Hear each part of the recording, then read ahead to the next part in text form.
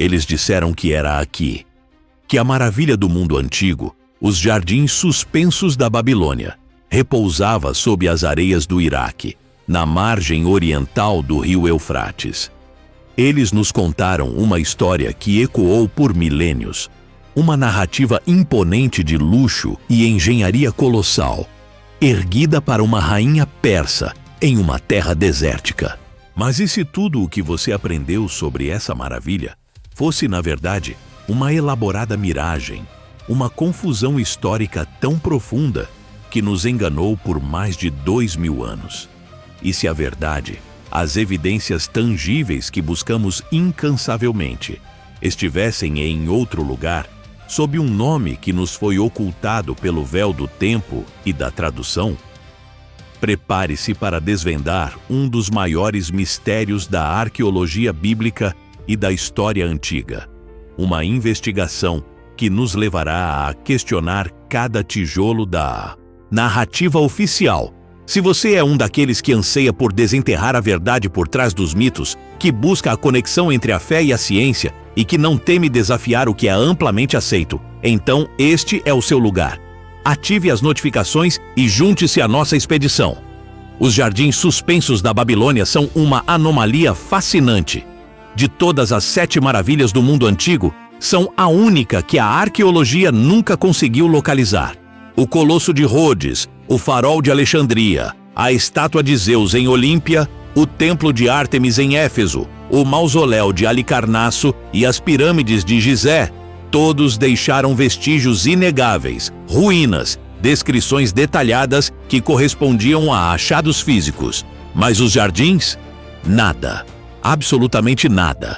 Escavações extensivas foram realizadas na antiga Babilônia, uma cidade que, por si só, é um tesouro de ruínas e artefatos, mas nenhum indício de uma estrutura tão monumental e intrincada quanto os jardins suspensos jamais foi encontrado. Nem uma fundação, nem um muro de arrimo, nem fragmentos de um sistema de irrigação colossal. A ausência de evidências é tão gritante que muitos historiadores e arqueólogos começaram a questionar se os jardins sequer existiram, relegando-os ao status de lenda, um conto poético transmitido pelos cronistas gregos, mas sem raízes na realidade material. Essa dúvida, essa lacuna perturbadora na história, tem atormentado pesquisadores por séculos. Como uma maravilha tão grandiosa poderia ter desaparecido sem deixar rastro, especialmente em uma cidade tão bem documentada e escavada como a Babilônia? A resposta, como muitas vezes acontece na história, não está na ausência de evidências, mas na interpretação equivocada delas, em um erro fundamental que atravessou milênios, obscurecendo a verdadeira localização e o verdadeiro construtor dessa maravilha. A reviravolta nessa trama milenar veio com a pesquisa revolucionária da doutora Stephanie Dalley, uma assiriologista renomada da Universidade de Oxford. Sua teoria, apresentada em seu livro The Mystery of the Hanging Garden of Babylon, An Elusive World Wonder Traced, propõe uma solução elegante e surpreendente para o enigma. Os jardins suspensos não estavam na Babilônia. Eles estavam em Nínive, a capital do Império Assírio, e foram construídos pelo rei assírio Senaqueribe, não pelo rei babilônio Nabucodonosor II. A chave para desvendar esse mistério reside em uma profunda análise dos textos antigos e uma correção de um equívoco geográfico e linguístico que persistiu por séculos. A doutora Dalley argumenta que os cronistas gregos, que foram as principais fontes para a descrição dos jardins, confundiram Nínive com a Babilônia. Essa confusão não era arbitrária. Em textos antigos, Nínive era ocasionalmente referida como a Nova Babilônia. Para os gregos, distantes geograficamente e culturalmente, essa distinção podia ser facilmente perdida ou simplesmente ignorada. A Babilônia era a cidade mais famosa e grandiosa do Oriente para eles, um sinônimo de poder e exotismo. Era natural que uma maravilha tão espetacular fosse atribuída à cidade mais conhecida. Mas a teoria da doutora Dalley não se baseia apenas em uma reinterpretação linguística. Ela é sustentada por uma série de evidências arqueológicas e históricas que, quando reunidas, pintam um quadro convincente. O primeiro e mais impressionante conjunto de provas vem da engenharia hidráulica. Para que jardins fossem suspensos em terraços elevados, especialmente em uma região árida como a Mesopotâmia, um sistema de irrigação extremamente sofisticado seria indispensável. E é exatamente isso que foi encontrado em Nínive. Arqueólogos que escavaram Nínive descobriram um sistema de canais e aquedutos de uma complexidade impressionante, construído para levar água do rio Kosor e de nascentes distantes para a cidade. Um dos achados mais notáveis foi um aqueduto em Jervan, uma estrutura colossal de pedra que se estendia por dezenas de quilômetros, trazendo água para Nínive. Esse aqueduto, com seus arcos e canais bem projetados, é uma maravilha da engenharia antiga por si só. Mas o que realmente chamou a atenção da doutora Dalley foram as evidências de um mecanismo de elevação de água. Em Nínive, foram encontrados vestígios de uma tecnologia que remonta a séculos antes de Arquimedes. Estamos falando de um parafuso de elevação de água, um dispositivo que usava um cilindro giratório com uma rosca interna para puxar a água de um nível inferior para um nível superior. Essa invenção, comumente atribuída a Arquimedes no século III a.C., já estava em uso em Nínive no século VII a.C. por Senaqueribe, para regar um jardim em terraços elevados, como os descritos pelos cronistas gregos. Um sistema de elevação de água como este seria absolutamente essencial. Sem ele, a água simplesmente não alcançaria as alturas necessárias para sustentar uma flora exuberante em um ambiente desértico. Em contraste, na Babilônia de Nabucodonosor, apesar de toda a sua grandiosidade e infraestrutura, não há indícios de um sistema de irrigação de tal escala e complexidade, nem de qualquer tecnologia de elevação de água compatível com a manutenção de jardins suspensos. A ausência de um sistema hidráulico adequado na Babilônia, combinada com a presença de um em Nínive, é uma pista crucial. É como encontrar a arma do crime na casa de um suspeito e não na do outro. A engenharia necessária para os jardins suspensos existia e foi implementada em Nínive, não na Babilônia. Mas quem foi o verdadeiro construtor dessa maravilha? A história tradicional aponta para Nabucodonosor II, rei da Babilônia, que teria construído os jardins para sua esposa, Amites, que sentia falta das montanhas verdes de sua terra natal, a Média. No entanto, os próprios registros de Nabucodonosor, que são numerosos e detalhados, nunca mencionam os jardins suspensos. Ele descreve a construção de templos, palácios e muralhas, mas não há uma única palavra sobre esta, que seria a maior e mais espetacular de suas obras. Isso é, no mínimo, estranho. Um rei que se orgulhava tanto de suas conquistas arquitetônicas dificilmente deixaria de registrar uma obra tão grandiosa. Em contrapartida, os registros do rei assírio Senaqueribe são repletos de descrições de seus próprios jardins magníficos. Senaqueribe, que governou a Assíria de 705 a 681 a.C., foi um construtor prolífico e um engenheiro visionário. Ele se gabava abertamente de suas realizações, e entre elas, a criação de um jardim monumental em Nínive. Ele descreveu a construção de um palácio sem rival, e ao lado dele, um jardim que ele chamava de maravilha para todos os povos.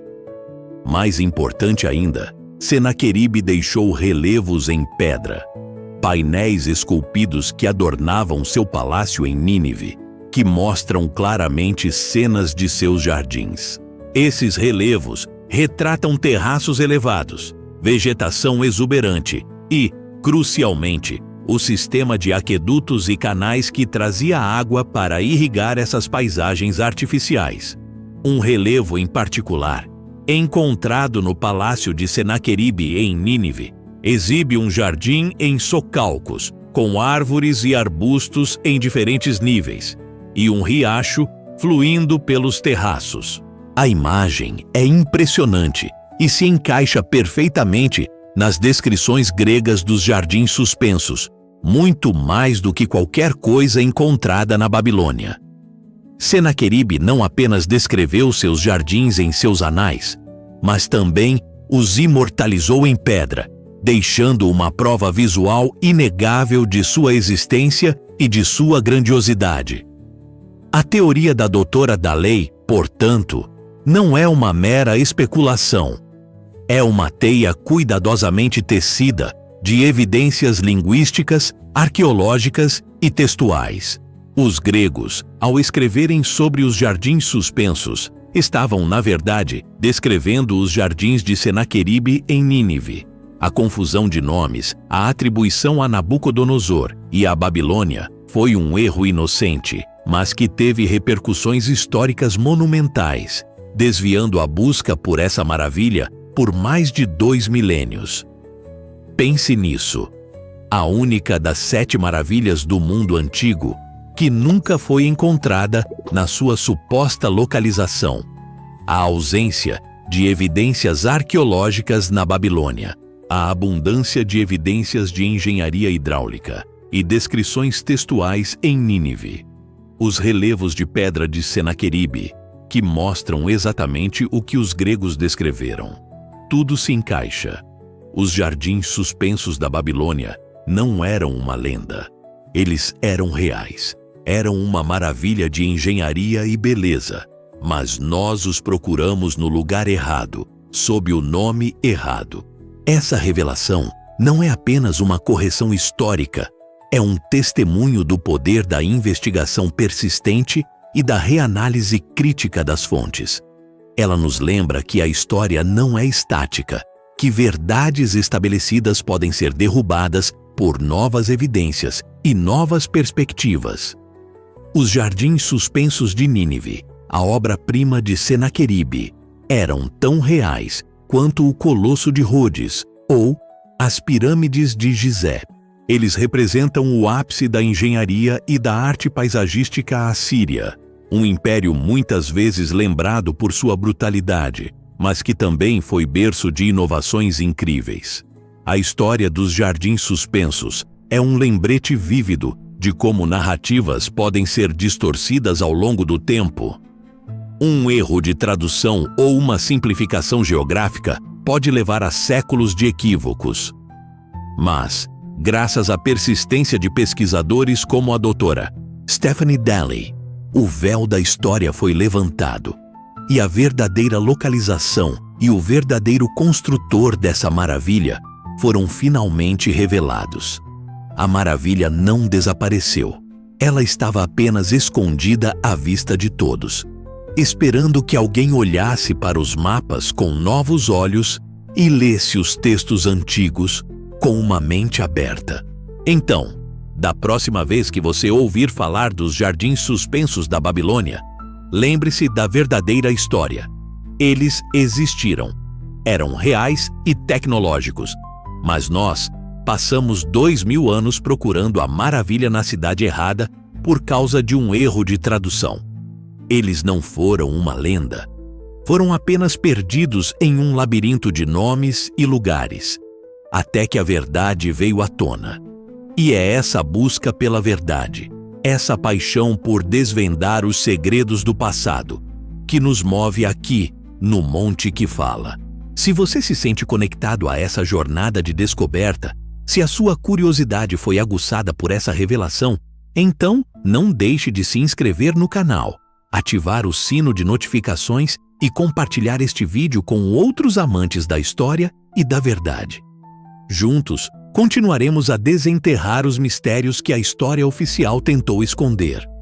A doutora Daly, com sua perspicácia e rigor acadêmico, não apenas identificou a localização errônea, mas também mergulhou nas razões por trás dessa confusão milenar. Uma das principais pistas residia na maneira como os autores clássicos gregos e romanos se referiam à Mesopotâmia. Para muitos deles, Babilônia era um termo genérico, quase um sinônimo para toda a região da Baixa Mesopotâmia, englobando diversas cidades e impérios. Era como se para um observador distante, Europa significasse apenas França, ou América fosse sinônimo de Estados Unidos. Essa generalização geográfica, somada à proeminência da Babilônia como centro cultural e político em certos períodos, acabou por obscurecer a distinção entre os impérios assírio e babilônico na mente dos historiadores posteriores. Além disso, a própria natureza da propaganda real antiga desempenhou um papel. Senaqueribe, um monarca ambicioso e inovador, não era avesso a se gabar de suas conquistas. Seus anais e inscrições descrevem Nínive como uma cidade de esplendor inigualável, adornada com jardins luxuosos e sistemas de água engenhosos. Ele se via como um arquiteto divino, transformando seu império em um paraíso terrestre. No entanto, a reputação da Babilônia como uma cidade de riquezas fabulosas e excessos, especialmente após a sua queda e o cativeiro babilônico dos judeus, criou uma narrativa irresistível para os escritores posteriores. A ideia de jardins suspensos em uma cidade já percebida como exótica e pecaminosa era simplesmente mais atraente e se encaixava melhor nas histórias que eles queriam contar. O erro de tradução não foi, portanto, apenas uma falha linguística isolada, mas o resultado de uma complexa teia de generalizações geográficas, preconceitos culturais e apropriações narrativas. A reatribuição dos jardins suspensos a Nínive e a Senaqueribe não é apenas uma correção acadêmica. Ela nos força a reavaliar a imagem que temos do Império Assírio. Tradicionalmente, os assírios são lembrados por sua brutalidade, suas campanhas militares implacáveis e suas táticas de terror. Suas representações em relevos mostram pilhas de crânios, cidades em chamas e prisioneiros empalados. E, de fato, a história assíria é repleta de exemplos de crueldade. No entanto, como a descoberta da verdadeira autoria dos jardins demonstra, o Império Assírio era muito mais do que apenas uma máquina de guerra. Era também um centro de inovação tecnológica, de arte sofisticada e de planejamento urbano visionário. Senaqueribe, em particular, era um rei que se orgulhava de suas realizações civis tanto quanto de suas vitórias militares. Ele não apenas construiu os jardins suspensos, mas também empreendeu um vasto projeto de infraestrutura hídrica para abastecer Nínive. Ele ordenou a construção de um sistema de canais, aquedutos e barragens que desviava a água do rio Qussr, a cerca de 50 quilômetros de distância, para a cidade. Um dos aquedutos mais impressionantes, o Aqueduto de Gerhon, é considerado por muitos como o primeiro aqueduto de pedra arqueado do mundo, um feito de engenharia que rivalizava com as realizações romanas milênios depois.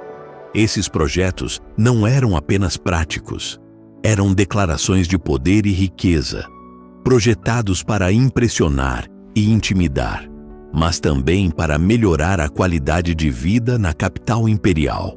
Os jardins suspensos de Nínive, portanto, não eram um capricho isolado, mas parte de um plano mestre para transformar a cidade em uma metrópole gloriosa.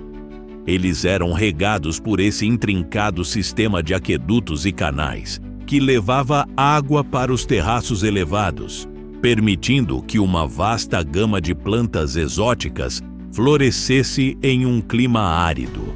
A descrição de Senaqueribe e de seus jardins fala de árvores de todos os tipos, arbustos perfumados e flores vibrantes, criando um oásis verdejante que desafiava a natureza. A engenhosidade por trás da construção e manutenção desses jardins é um testemunho da sofisticação da ciência e da tecnologia assírias. Eles dominavam a hidráulica, a arquitetura e a botânica, de uma forma que só agora estamos começando a compreender plenamente. Essa nova perspectiva sobre os assírios nos convida a questionar outras narrativas históricas que talvez tenhamos aceitado sem crítica.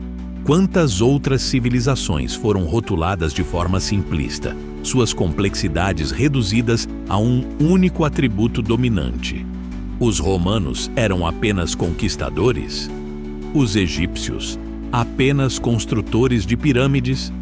A história, como a vida, raramente é unidimensional. É um mosaico de nuances, de luz e sombra, de glória e brutalidade. A lição dos jardins suspensos de Nínive transcende a mera arqueologia. Ela ressoa em diversas áreas do conhecimento e da vida. Pense, por exemplo, em como a fama de um indivíduo ou de uma empresa pode ser distorcida ao longo do tempo. Uma única manchete negativa, um erro de cálculo, pode manchar uma reputação construída ao longo de décadas. Da mesma forma, um feito extraordinário pode ser atribuído erroneamente, diminuindo o crédito do verdadeiro inovador. A história, seja ela pessoal, corporativa ou civilizacional, é um campo fértil para equívocos, para a propagação de mitos e para a perpetuação de narrativas convenientes, mas incorretas. No mundo digital de hoje, onde a informação se propaga a uma velocidade vertiginosa, a necessidade de verificar as fontes e de questionar as narrativas dominantes é mais premente do que nunca. Notícias falsas, desinformação e teorias da conspiração se alimentam da nossa tendência a aceitar o que nos é dito sem uma análise crítica. A história dos jardins suspensos é um microcosmo desse desafio.